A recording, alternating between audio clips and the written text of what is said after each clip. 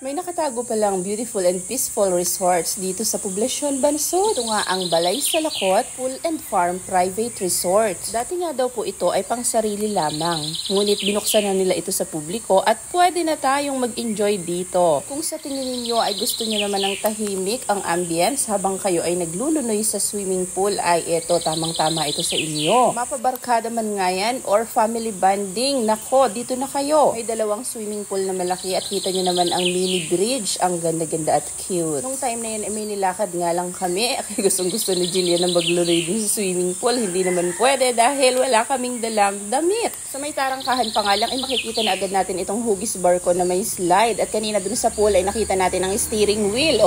Parang alam na natin ang occupation ng may-ari nito. Napakadali nga rin lang puntahan ito dahil malapit lang naman sa Nautical Highway. Pag galing kayo dito sa south, ay pagbaba ng tulay bago dumating ng bayan ng Bansod, kakaliwa lang kayo at malapit na doon.